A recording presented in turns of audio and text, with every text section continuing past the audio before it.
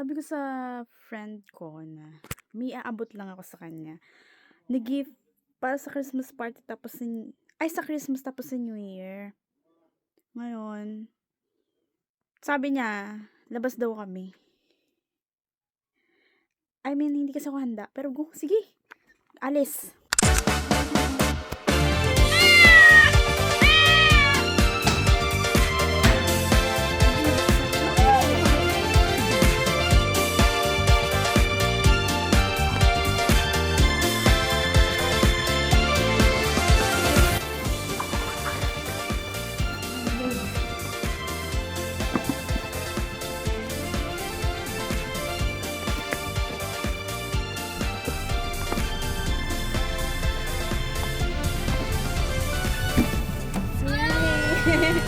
Sorry, just only the...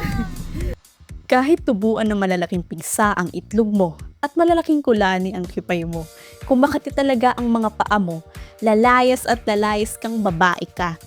Saan mo siya dalahin? Pusang ina mo.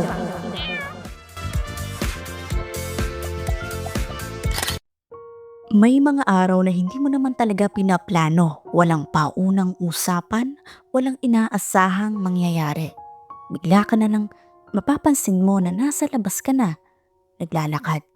Hinahayaan ang oras na dahan-dahang umusad. At ganito yung mga araw na hindi para magpakabisi, kundi para magpahinga ang isip. Hindi ito ang pagtakas, isa lang itong pahintulot sa sarili na huminto sandali.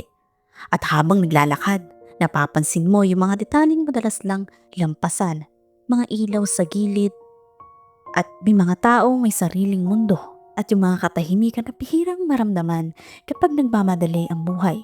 At ngayon, nandito kami sa isang kapihan, tahimik, makaluma, parang may sariling kwento ang bawat sulok. Yung mga upuan, parang ilang dekada nang may sinasaksihang mga usapan. Yung ilaw, hindi maliwanag, pero sapat na para makaramdam ka ng init. May vibe siya na parang galing sa ibang panahon, parang lumang bahay na ginawang kanlungan ng mga taong gustong magpahinga sa ingay ng mundo. Parang isang lugar na hindi ka minamadali. At habang nakaupo ako dito, doon ko mas lalong nararamdaman na hindi lahat ng kasama mo kailangang punuin ng katahimikan. May mga taong sapat na ang presensya. At doon pumapasok yung tanong na matagal ko nang naiisip, ano ba talaga ang tunay na kaibigan? Hindi pala ito yung laging nandyan sa lahat ng sandali. Hindi rin yung palaging may opinyon.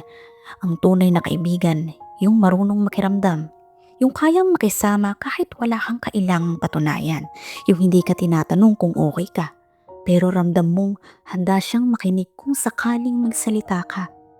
May mga tao ring makikilala mo sa buhay na tahimik. Tahimik yung dating pero malalim ang epekto. Hindi sila yung dumarating para baguhin ka, kundi para ipaalala sa'yo na may kabutihan ka pa ring umiiral. Usok check. Go, wait.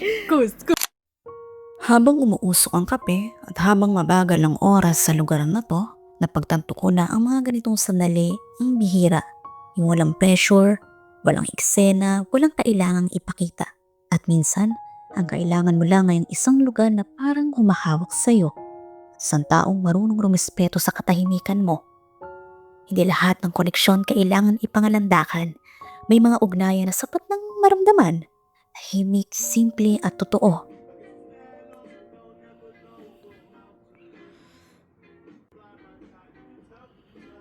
Okay, makakapag-usok check na siguro tayo kasi nung mga nakaraan super lamig pero iba yung lamig din talaga. Minsan kasi malamig, super lamig, minsan hindi. Naglalaro pero ngayon malamig pa rin naman, wala naman nagbago. Malamig talaga simula November pero October pala pero hindi bira lang maganon yung breath mo. Breath. Okay, go. Mag-usok check tayo.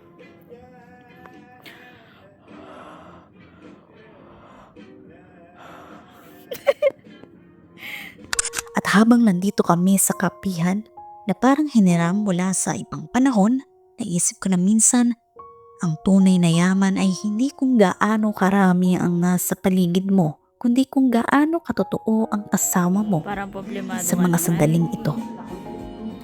Para po. Okay lang yan. Kaya natin yan, ha? So,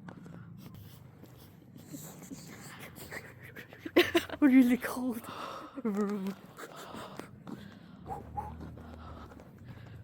usok check.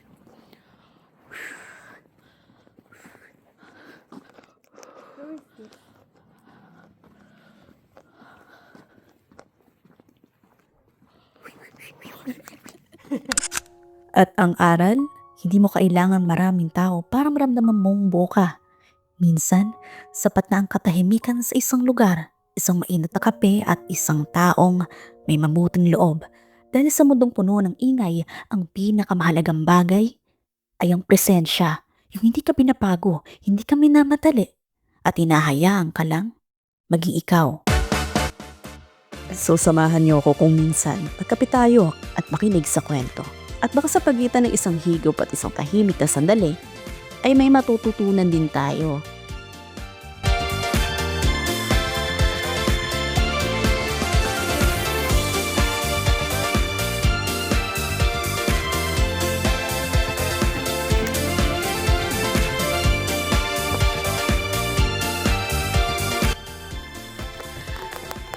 It's magi-11 na. It's really cold outside. Bye-bye.